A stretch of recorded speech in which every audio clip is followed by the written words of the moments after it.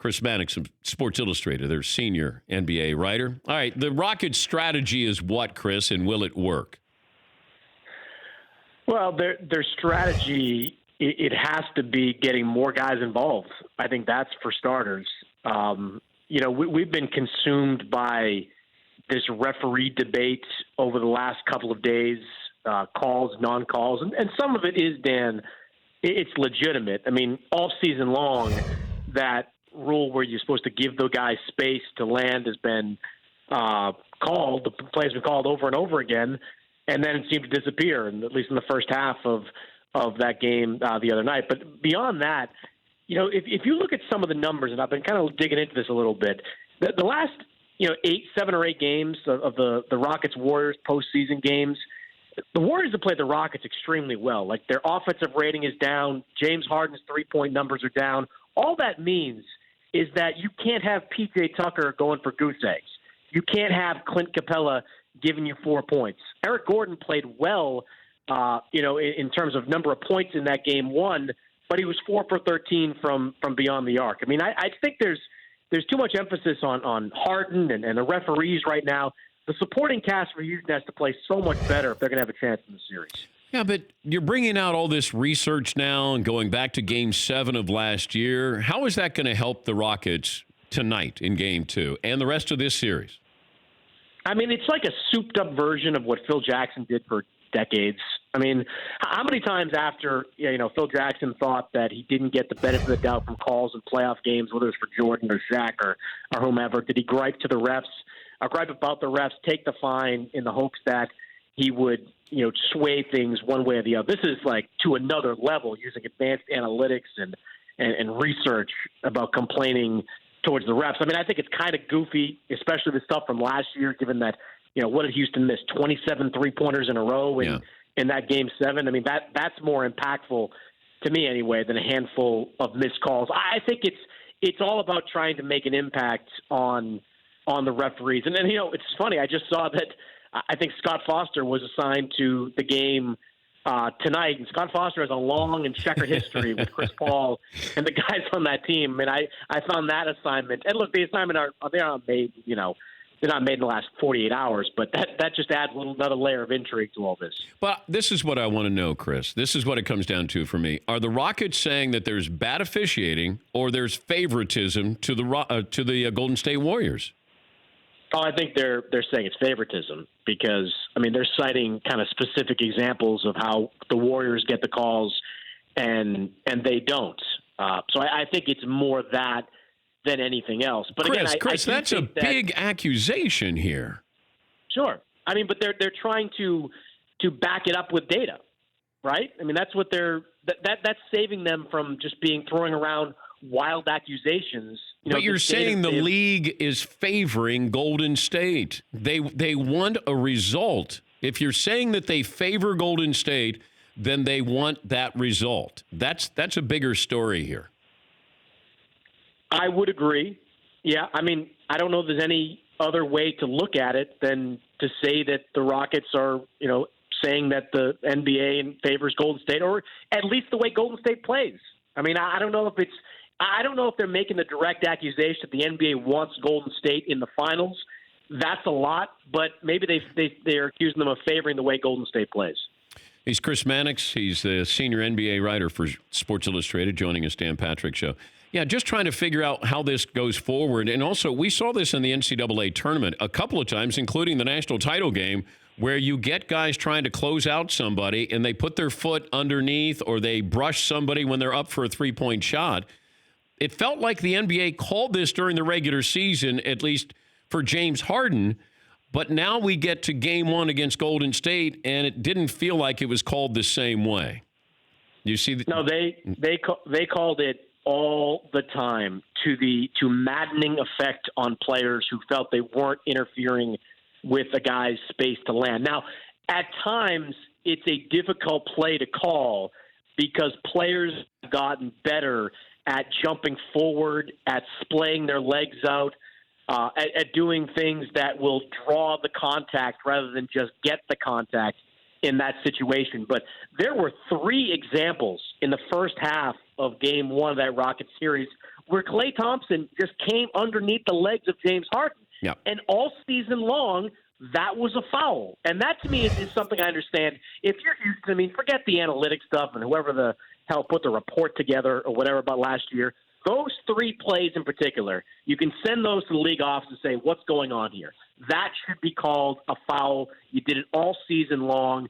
Why is that not a foul? Now, that's where I think the Rockets have a legitimate beef. Now, did it sway the outcome of the game? Yeah, you can certainly say James Harden makes 8 of 9 free throws, and that's a big difference. But that's the one play I think that they have a legitimate gripe. When are the Lakers naming a new head coach? I don't know. I mean, I can't wrap my head around everything the Lakers have done the last couple of weeks. I mean, does it not strike you as bizarre that in these coaches' meetings are like the Rambuses, the Busses, and Rob Pelinka?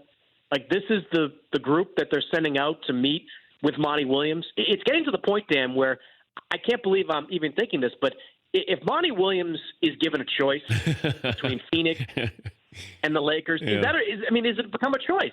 Like, yes. the Suns could get the number 1 pick, or even if it's number 2 and you get John Morant, you finally have a point guard.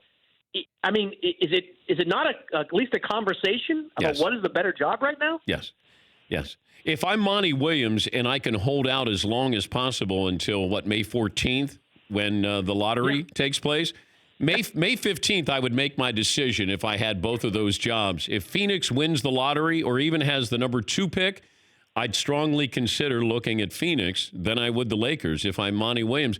But it might be Ty Lue's job anyway, so that might be a moot point. It might be, but think about what you just said there for a second, Dan. This Phoenix Suns team has been a coaching graveyard for the last 5 years. Yeah. Anyone that gets hired there gets like a year plus. They have one of the worst owners in the NBA, in Robert Sarver, who thinks he's a GM and meddles in basketball decisions all the time. And yet we're still talking about them being a better job than the Los Angeles Lakers because of the dysfunction that the Lakers have created. It really is mystifying that Jeannie Buss, who was given a mulligan, the Magic Johnson stuff was her mulligan, and Magic, for all his failures, did not leave the Lakers in a state of disrepair, that she gets a mulligan and is somehow being advised by Linda Rambis, who has no basketball knowledge to my understanding, and Kurt Rambis is sitting in on basketball operations meetings and coaches meetings, and his coaching experience is basically 2 years in Minnesota that were a disaster. I don't – if you're Monty Williams and that contingent came out to meet with you, I would have some serious questions about the direction of that franchise. I'm also wondering the fallout from the NBA draft lottery. Let's say the Knicks don't get the number 1 pick. Let's say that they're going to end up 3rd. Did Zion Williamson officially sign with an agent? Like he can't say, hey, I don't want to go to that team. Like he could go back to Duke. Is that a foregone conclusion that he has signed and he's got an agent, he's making money or whatever it is, and he can't go back? I don't know what he's taken financially in the last couple of weeks.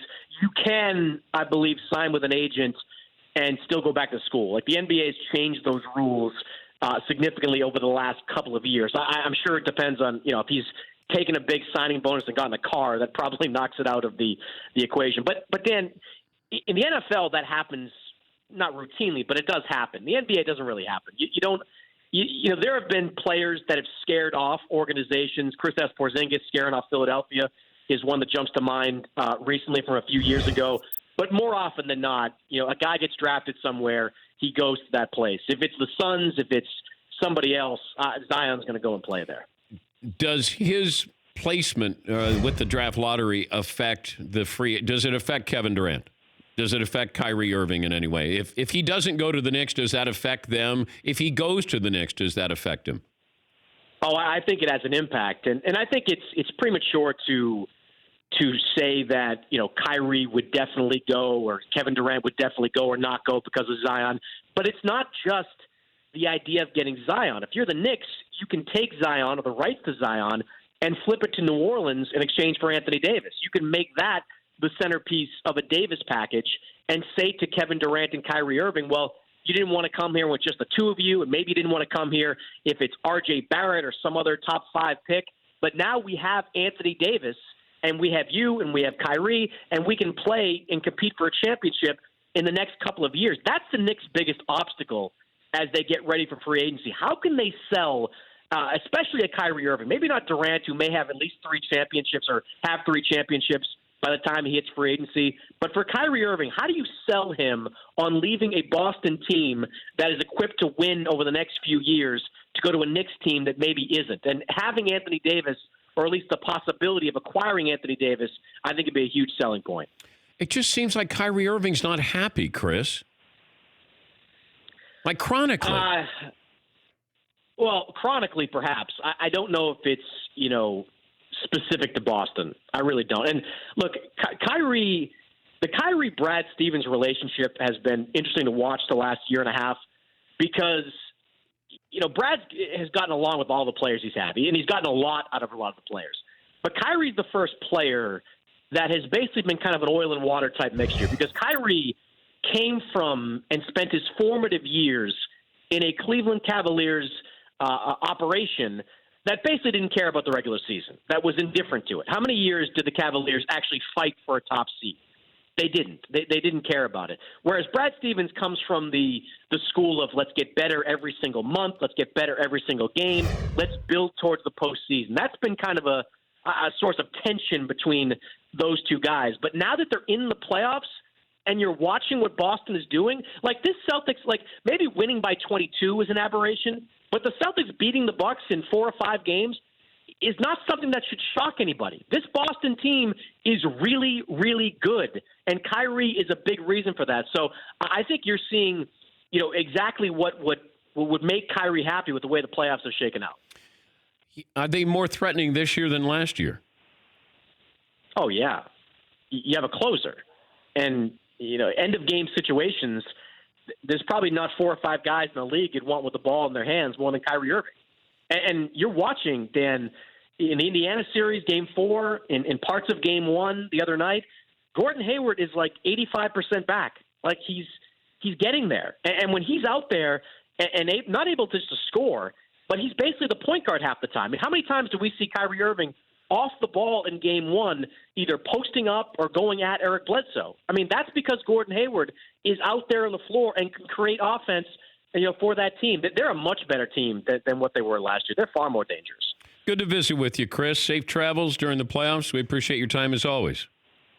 All right, Dan. That's Chris Mannix, Sports Illustrated senior NBA writer. A lot of energy there. I think the energy picked up when we started talking about the Celtics. Then the voice goes up a couple octaves there. Former ball boy for the Boston Celtics. Yes, McLovin. Yeah, it's weird. He thinks the Celtics are a real threat in the East. Didn't see that coming. Yeah, what a shocker.